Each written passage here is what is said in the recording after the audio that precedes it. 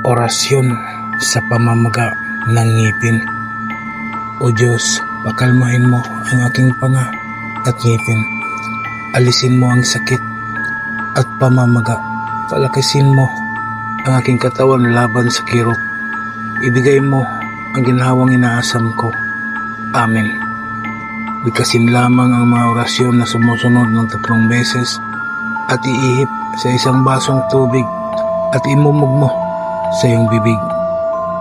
Sa Torah puti nito perarutas, dente, tumide, sa nabuntor. Dente, tumide, sa nabuntor. Dente, tumide, sa nabuntor. Amen. Gawin ito araw-araw hanggang sa gumaling na ang mga pamamaga ng ngipin mo. Maraming salamat sa mga tao na naniniwala at tumangkilik sa mga binahagi kong kaalaman.